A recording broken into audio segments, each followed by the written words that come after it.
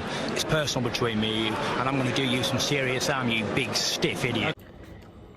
The Untouchable True School Sports Empire proudly presents something the boxing game's missing. Hey, what's going on? It's your boy BT, and I came here to talk some boxing with the thousands of True School Sports subscribers. All right, so listen, the road to Inoue Fulton continues. Your boy BT, True School Sports, in full effect. I'm really excited about this fight.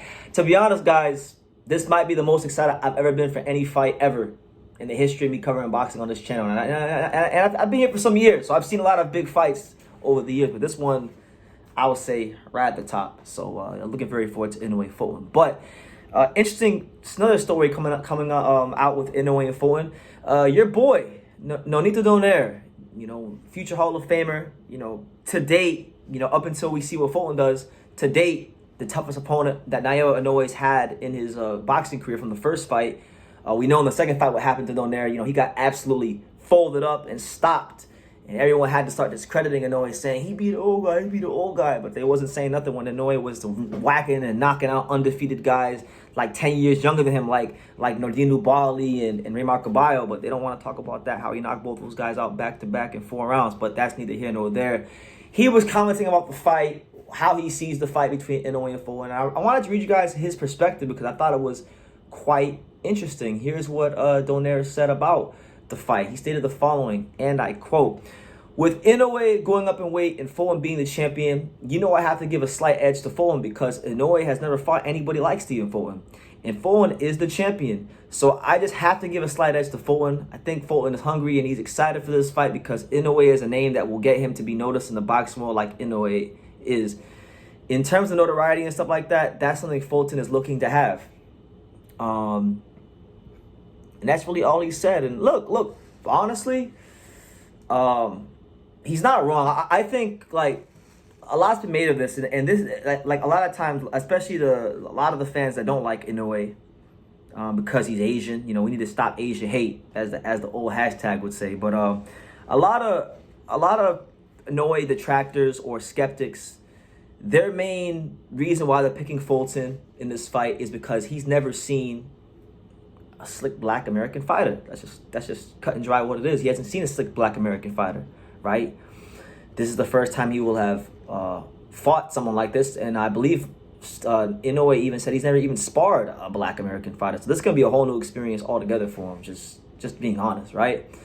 So now that Donaire is saying this, now mind you, Donaire is not just he's not someone like me who's just here with the flamingo painting on his wall, aimlessly talking about boxing, right? This guy's been in the ring. He got skin in the game. He's been in the ring with Inoue. He's been a champion in multi-divisions. And the thing with Donaire is I don't think Donaire is a hater, right? He makes some great points. Fulton's path to victory is going to be more than likely a decision, right? Inoue's path to victory, most people feel, will be by stoppage. So with that being said, with Fulton being a prime, athletic, slick black American fighter who has the capabilities to fight on the inside and bite down on that gum shield and actually beat you on the inside, has Inoue really dealt with anything like that in his career? No, he hasn't. So there's going to be an adjustment period, and I think the fight within the fight for Inoue is how fast can he adjust, all right? How fast can he adjust to what Stephen Fulton does? Because the fight is 12 rounds. Fulton has to bank the early rounds before Inoue makes the adjustment. So I feel like Fulton needs to, at least in them first 4 rounds, Fulton got to win 3 of them. I feel like he has to win 3 of them and avoid getting knocked down or hurt. If he's able to do that, something along those lines, 3-0, 3-1, 4-1, or 4-0, something like that, and that's asking a lot. But if he's able to do something like that, build up a good lead through 4 or 6 rounds without really getting hurt, then I think it's gonna put Inoue in a position he's never been in because even in the Donaire fight, Donaire was a guy that was exchanging with him early in the fight, who was a left hook dominant fighter that allowed Inoue not just counter punching opportunities, but the opportunities to counter punch in an aggressive fashion. As to where Stephen Fulton, you know, he's got a bit more unpredictability about him. So if Fulton does build a big lead, then I think it's really going to test the patience, the IQ, the composure of Naoya Inoue. And to me, that's just like thinking about boxing on that level and how the fight could play out and the path to victory. His path to victory begins and ends with how fast he's going to adjust to the style. If it takes him, you know, to the second half of the fight, we may get to a point in the fight where maybe Stephen Fulton is beating Inoue a lot easier than you know, we could have ever thought.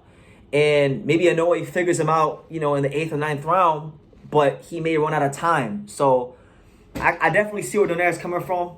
What I'll say is this, too.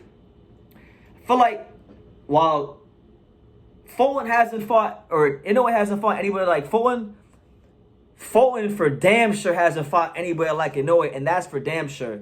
And to be honest with you, there's more, and I mean it, I'm not trying to be disrespectful, but like there's more Stephen Fulton, you know, fighters in boxing than there are Naoya Inoue's. Naoya Inoue's style, to be honest with you, I don't think you can put it in a box. Like, everyone just sees him as this big power puncher, and he is a big power puncher, but that's not all he is. He's a fundamentally sound fighter. He's an elite fighter fundamentally, and he's an elite fighter athletically. And in boxing these days, there are not fighters, you can literally count on one hand how many fighters you can say those things for. Like, how many fighters in boxing are elite fundamentally and elite athletically? Only other guys I can think of really off top are Terrence Crawford, Dimitri Bivol, Tyson Fury. It's only like the best fighters in boxing. It's only the guys at the top of the pound for pound list, you know? And the thing is, Naoya Inoue is one of them. He's able to transition from offense to defense and defense to offense about as anybody is good in boxing. So, I think there's going to be the thing is, while I am acknowledging that there's going to be an adjustment period for Inoue, there's definitely going to be an adjustment period for Stephen Fulton. Because let's just be real.